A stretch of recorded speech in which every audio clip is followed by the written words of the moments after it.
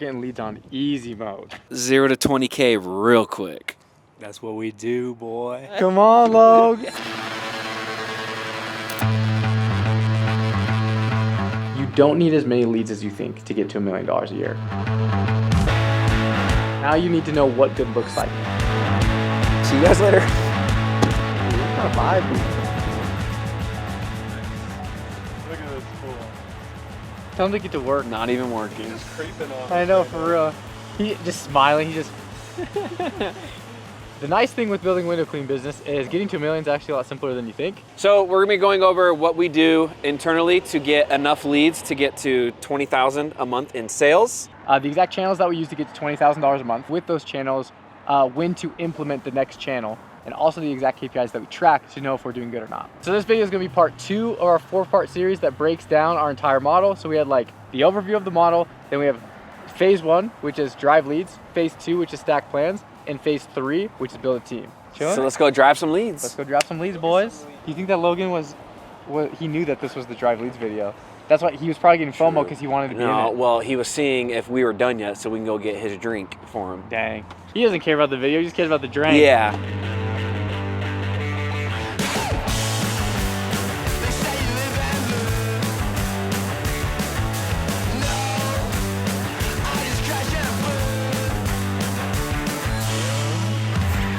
If there's one thing that I can get across in this video, you don't need as many leads as you think to get to $1 million a year. And if I would have known that when we first started Mint, it would have saved me a lot of headache because I was constantly trying to find new ways to market and new ways to get jobs, when in reality, I should have been spending my time focusing on sales, focusing on stacking recurring work, and focusing on building a team that can fulfill on those jobs, because the reality of it is, getting leads isn't that hard. But when you first start, you think that leads is the biggest problem. To make it super simple for you guys, to get to $1 million a year, you only need $20,000 a month in new sales. We've been in business for 6 years and we sell like 40 to 60K a month, but we do over $100,000 a month.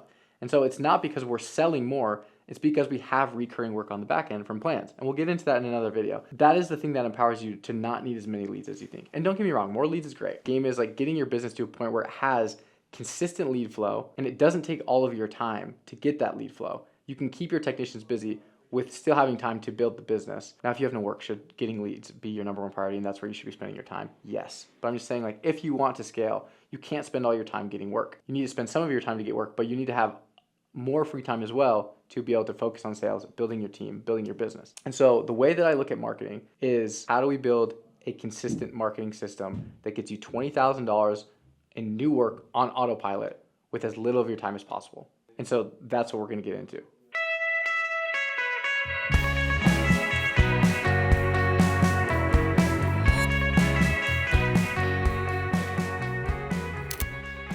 I'm just waiting for Gaddy Patty. No, you're first, brother. Oh, I am? You're first, and then we're gonna go around, and you're gonna be like, all right, Ian, break down first the on-the-job marketing. And then he gonna break it down. He gonna bust down, Tatiana. Alrighty, so am I walking? Yeah, I'll stand. Yeah. That being said, I wanna walk you guys through all the marketing levers that we pull. We'll start with the easiest things that are the highest leverage, and we'll work into the more paid stuff that are still high leverage, but they're a little more complicated. But all this stuff is the stuff that we did to get to $1 million. Like, we didn't do anything else besides this. It's way more simple than you think. You don't have to do anything crazy, like just do these things to get to $1 million. So the first thing is marketing basics. Basically, you need to have a brand and you need to have a digital footprint. You need to create a website. If people can't find you online, then like there is nowhere to drive traffic to. The next thing is you need a Google My Business profile. Google My Business profile, we've showed it a million times on this channel, but when you search Google and there's in like the map pack, and you have your reviews. It used to be GMB, now it is GBP. So a GBP profile. Then from there you need to get your socials. So when we first started, we got an Instagram account and a Facebook account. That way people can tag you, they can refer you, and also you can push people to your DMs. Then the last one, and we cannot stress this one enough, is yard signs. Yard signs is just a volume game. It's really easy. When you don't know how to market, if you can't put out a yard sign, I don't know how to help you. So you don't need any skill. You can just go do the thing, you do a lot of volume, and you will get jobs. How much yard signs do we do? We do like 75 a week. We do 75 a week, not even including the yard signs that we put in people's houses. So they work, do them. So we have marketing basics, and then we have like on-job marketing. It's like how you turn other clients into more clients. Ian. He's ready. Let me come on this side. I need to go run upstairs real quick. This is exciting for me. What did we do? Ooh, I forgot. Didn't even True. think about See? First and foremost, post-job yard sign. Windows clean, throw it in the client's yard, neighbors see it. Every house, we blow through these because we're doing, 30 to 40 jobs a day. Door hangers for the neighbors. So 5 to 10 surrounding neighbors. Neighbors look at this, oh, cool, door hanger. But then they see that their neighbor has a sign in the yard. They're like, oh, they actually got their windows clean. Oh, okay. So these work together. We put the neighbor's name on it right Yes. here. And they can get $50 off if they sign this QR code. Yep. Number 3, which is something we just rolled out this spring, is our air fresheners. So give 2 or 3 of these to the clients, and we tell them to either they can put it in their car, or they can give it to a friend as like a business card referral. Like you exceed their expectations, so they want to refer you, and that's what these do. And they also help you or help the client remember who you are. So And then smell good. yeah, and every time they smell their car, they're like, "Oh man, I love mint." Those are the 3 on-job bangers for technicians. Bonus one I would say is asking for referrals and reviews. Like at every single job, you should be asking clients for reviews, so you can push those reviews to your GBP profile, your Google, and asking for referrals. This is why you have your social media account set up. So when you do a good job, you can be like, hey, are you guys in any Facebook groups? Can you post this on social media? They post, you have an account, people DM you, you get jobs. Yes. Those are the bangers on job marketing. Nice work, buddy. So we got marketing basics, we got on-job marketing. Shout out. Praise be to you. Now we got paid ads. Come on, step into Logan's office. Logan. Stop acting like you're working, dude. So paid ads, there's a lot that goes into it. We're not going to be able to go like super deep. Basic overview. What are the channels that we use? How does it work? Yeah, our main 2 channels are Facebook and then Google. We look at Google as kind of like 2 branches, I guess. There's Google LSA and then Google PPC. So in terms of getting set up on Facebook, the biggest thing is that you're able to produce a couple videos per month, either telling about your brand, why people should choose you for window cleaning. Facebook is really good for both conversions and for brand awareness. Like I said, video ads are really important because people get familiar with either your face or your brand and kind of what your services are. Facebook, you can do yourselves. There's plenty of videos online that can teach you how to set up a campaign. So get Facebook going. We also have videos in the Mint movement. There we go. I mean, What does that mean? subscribe.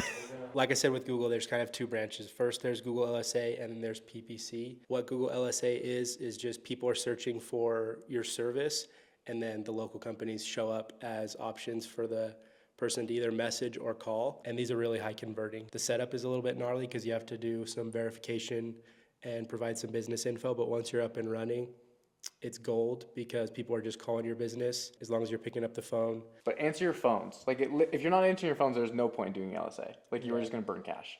Yeah. But if you do answer, They're expensive leads. yeah, they're expensive leads, but they're high intent. So if you answer the phone, we convert like over 50% of these leads, which is really good. Google PPC, obviously we've talked about a bunch of different things that you can do. Once you're doing all of those things, people are going to be searching for your brand. It's important to be set up so that when they search for you, they can find you. And the easiest way to do that and guarantee that you're right at the top is through Google PPC. It's a little bit harder to do than Facebook ads, but YouTube University, there's plenty of courses out there, and we'll have some trainings coming soon in the Mint movement on Google PPC to help you get set up. But the goal of this is people are searching for either your brand, your service, and so you're just trying to show up as the top listing so that they interact with you and get to your website or call you from the ad. Dude, that was so good. You crushed that. Nice. Thank you, Logan. Get back to work. Oh. So awkward. There's marketing basics, there's on-job marketing, and then there's paid ads, and they all work together. That's the exact order that I would follow if I was just starting off. But the thing is, marketing is not doing everything at once. Marketing is choosing one thing, doing it well, systematizing that thing so you never have to do it again, and then moving on to the other one. Because so many times, at least for us in our business, we're like, okay, we have to do all these things to get more leads. And so say we were doing yard signs really well, and we were doing 50 a week. Then we're like, we need to do Facebook ads. And so what would happen is we didn't have the bandwidth. And so we would stop doing yard signs and we would do Facebook ads. And Facebook ads would work really well, but so were yard signs. And so the only thing that happened was we basically traded something that was working for something else that was working. And so we never compounded because we just traded doing things, right? And the crazy thing is sometimes you stop doing one thing that is working and you start doing something that works worse or works less good. Eventually you get to the point where you have enough bandwidth and you have the team to where you can do all of those things really, really well. It doesn't sound like a lot, and I know we oversimplify our marketing on this channel, but it's like, that is all we did to get to 1 million. And that's all you need to do to get to 1 million. So don't overcomplicate it. Those are the levers. Simple. Simple, easy. Let's go inside. Yeah, thanks for having me, guys. Nice to meet you, bro. Excited. When you come, Whoosh. All right. Now that you guys know what to do, we've been through all the things that you can do to generate more leads. Now you need to know what good looks like. And I found that this is extremely helpful for people because in the home service industry, like no one actually knows their numbers. And so how do you know what good is and how do you compare yourself to that? And so this is what we have seen is good. So we have marketing KPIs. The overall question that you want to answer with your marketing KPIs is, can you profitably acquire a customer? We used to just track CPL and CAC, which is cost per lead and cost to acquire a customer, or customer acquisition cost. But we realized that we were missing a very important part, which is how much are we spending versus how much we are making. And so the king KPI is ROAS, because ROAS answers this question, can you profitably acquire a customer? The standard that we have set for our company is to have at least a 4x ROAS, which means you sell, for every dollar that you spend, you make 4 back, so 4x, right? We track initial ROAS. So you can have ROAS over however long of a period you want. You could be like, well, I spent this much to acquire a customer and I closed them 2 years later. That would technically be counted in your ROAS. The ROAS that we focus on is initial ROAS. So money spent versus the first job that we acquired, not like LTV of the customer. So the way that we calculate this is we take initial sold revenue and divide it by the spend, and you want that to come out to 4x. Anything less than 4x, I mean, if you're less than 3.5x, you're probably not profitable. 3.5 to 4x is like, okay, but you should be shooting for above 4x. The way that ROAS is made up is there's 3 different KPIs that you track that all affect ROAS. And so if my ROAS is bad, I usually go through these 3 KPIs to figure out what the problem is. And so the first one is conversion rate. The standard that we have set for our business, and this is, I would say, is pretty standard for window cleaning businesses and other home service businesses as well, is you want your conversion rate to be 40 to 50%. If your conversion rate is less than 40%, these are the things that I check. So the main like root causes of a low conversion rate are sales process. So like if you have a bad sales process, you are not going to convert. The next thing is your sales skill. So if you have no sales skill, you're probably not going to convert. And then the third thing is lead quality. And so I check these 3 things to fix my conversion rate. Now, something that's really interesting with conversion rate is it can be too low and it can be too high. So I think a lot of people, when they see they have a 65% conversion rate, they're like, oh, I'm the best at sales on this planet. Like, I'm just really good. The argument that I would have to that is I think it's more of a pricing opportunity than it is you're really good at sales. So if you have a conversion rate over 60 or over 50%, the market is basically telling you that you can charge more. And so you should increase prices, which will lower your conversion rates, but it makes it to where you make more money for less time. Conversion rate can be too high or too low. Now, that's a good transition into average ticket itself. So how you calculate average ticket is you take the total amount of new sold revenue that you have and you divide it by how many sold jobs you have. And that would give you what your average ticket is. Bare minimum, it needs to be equal to or greater than $300. If you're less than $300 on your average ticket, after paying for the lead itself, after paying for the salesperson, after paying for the labor to do the job, after paying for all of your overhead, if your average ticket is less than $300, you're gonna be in a really tight spot. So you wanna make sure average ticket is above $300. If it is not, what I check is the first thing I would check is my pricing structure. Like overall, like my prices might just be low, but that's not the only root cause. So the other thing can be if your pricing is low, or sorry, if your pricing is good, you could just be misquoting jobs. Like your internal team or you yourself are not properly measuring jobs, not properly counting out pains. And that is what is causing the lower average ticket, not the price itself. And then the third thing that I check is add-ons and upsells. Because if you only sell your core offer or your core service of, say it's window cleaning, there's a huge opportunity to upsell with interiors, with screens, with tracks, with hard water removal. If you get into pressure washing, soft washing, and gutter cleaning, you have all that to upsell as well. And so those are huge opportunities to increase your average ticket. Whereas like I said, if you only sold your base service, it's gonna be very hard to get above an average ticket of 300. Unless your prices are just really high, which is also totally fine. That's how I check average ticket. If average ticket is good, I would look at CPL, which is cost per lead. And what we have seen is we need a blended CPL of less than or equal to $30. The caveat on this is, like I said, this is blended. And so there are certain ad channels that have a higher CPL, but they have a better conversion rate because they're higher quality leads. So for example, our Facebook leads, we actually try to shoot for less than $30 to acquire a customer or to acquire a lead. But on Google, our CPL is like $50 to $60, but we convert twice as many. And so the overall cost to acquire a customer, so CAC, is the same. So anyways, that's the caveat with CPL. It depends on the channel, but we shoot for blended less than $30. Now, if your CPL is too high, there's a couple things that I check. The first thing is lead capture. This is the easiest one. A lot of times, we literally had this last week with Citrus, is we're like, man, our CPL is really high. And it turns out 90 leads didn't go into our CRM. And so it's like, you have to make sure that your leads are going into your CRM and tracking it properly. Otherwise, your CPL is going to appear to be really high when it's actually not. So lead capture. The next thing is website conversion. So say you're pushing a lot of traffic to your website. You need at least 5% of those people, like people that visit your website, 5% or more should convert or should fill out the form or call you. If your website is converting less than that, you most likely have a website problem, like your load speeds are probably bad or your landing page just isn't optimized. It's like those are two really fast, easy fixes that you can do to decrease your CPL. Now from there, these ones are a little bit more difficult. There's channel drag. And what channel drag is you could be having 3 different ad channels. Say you have, say you're doing yard signs, say you're doing Facebook ads, and say you're doing Google PPC. You could have one of those channels that are just broken and extremely inefficient, and that could be, say that has a CPL of $200, and your CPL per channel on the other two is like $20. But that one channel, since it's so broken, is causing your overall CPL to look really bad. And so you have to audit your CPL per channel, so you know if something is drastically broken. This happened to us last year. We were messing around with our Google PPC. Our cost per lead on Google PPC was $190, but our CPL on Facebook was like $22, and our blended CPL was like $90. And so we're like, wow, something is broken, but in reality, it was just Google, and so we needed to fix it. So channel drag, and the next thing is campaign quality. This is like if your ads are good or not. So if your setup is good, if your ad quality is good, or if your budget is like, you could be overspending, you could be underspending, it just depends. So those are the core things that I check if my CPL is bad. Now, one caveat with this too is your CPL can also be too low.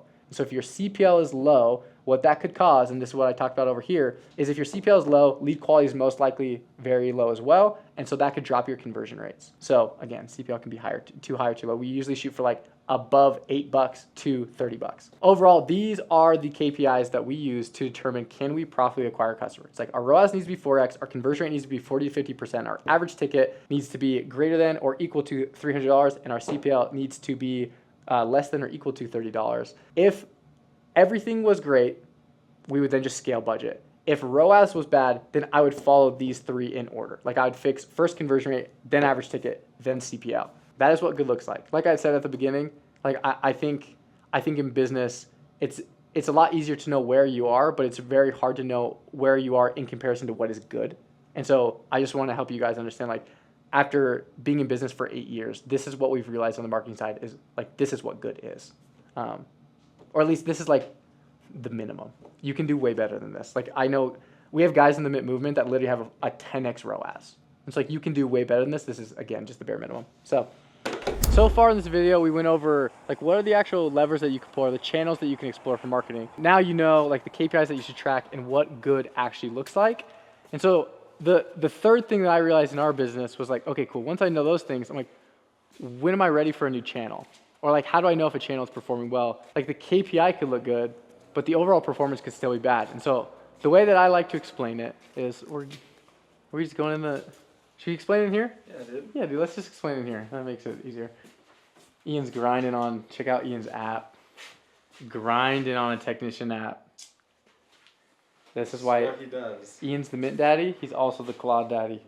So yeah, there's the KPIs which measure performance, but then there's 2 other things that we look at when it comes to performance, and those are things that we measure in order to know if we're ready to start a new marketing channel. And those 2 things that we track are more and better. And so before we even look for a new channel, we define what is the amount of volume that we can possibly do, and are we maxing out the volume? And then from there, once we have volume maximized, it's like, can we improve the quality to get more out of the volume that we're currently doing? And so we don't even look at a new channel until we know that we have fully maximized the volume of the channel and the maximum quality that we can perform in that channel. I think it's super valuable to know, like, what does the proper volume look like per channel, and what does quality look like per channel, or what are like the metrics that go into quality.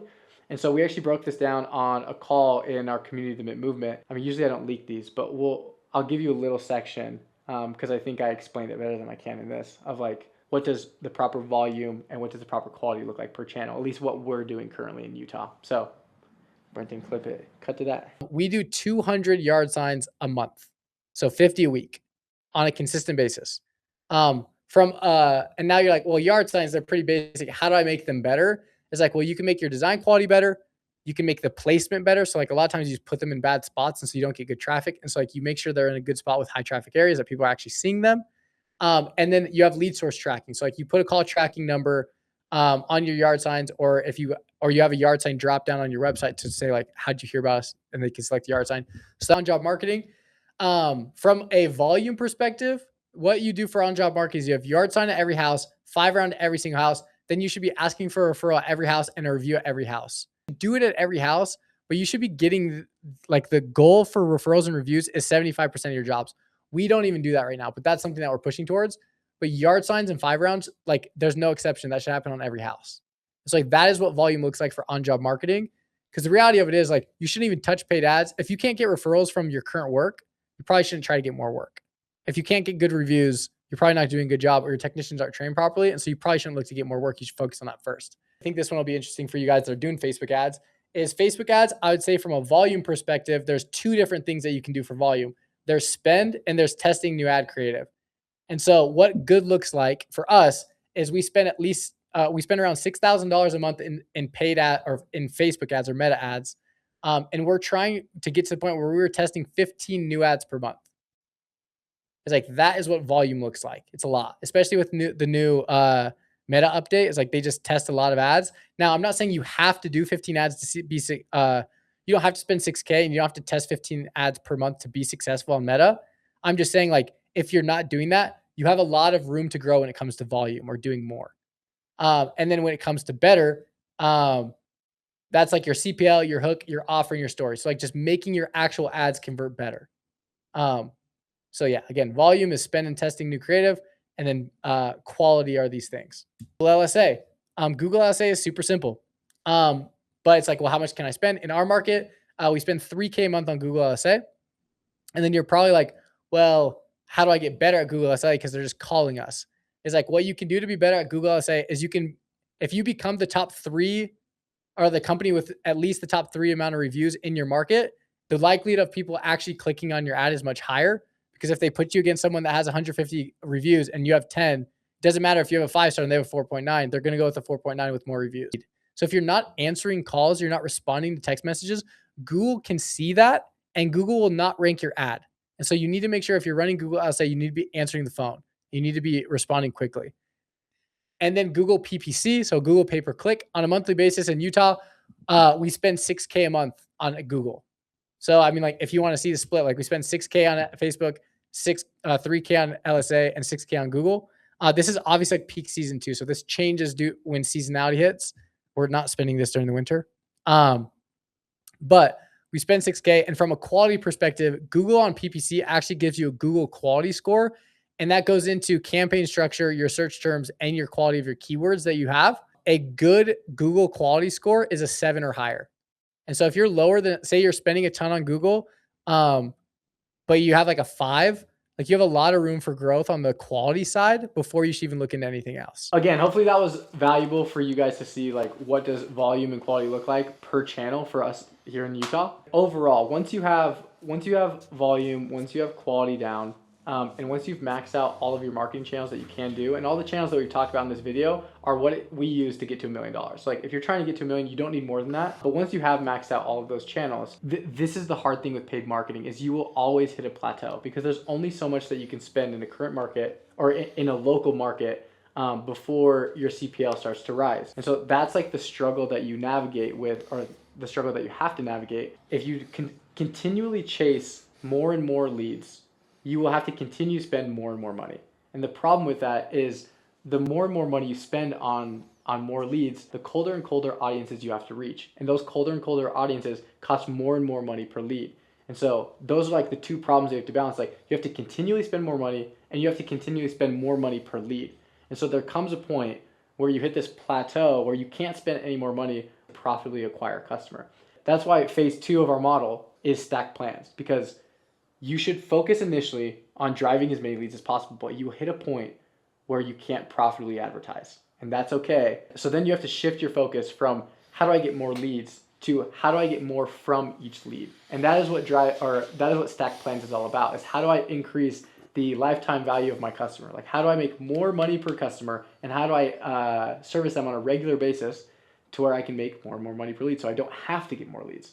And that is what we're gonna go through in our next video. That is all gonna be about how we do service plans, how we stack plans, how we build recurring revenue in our business, so we don't have to continually chase more and more leads. We can just get to a point where we know we can profitably acquire customers, and then we just focus on stacking plans and building recurring revenue.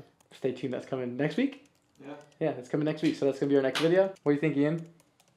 I like it. You like it? No, That's all you have to say? I wasn't paying attention.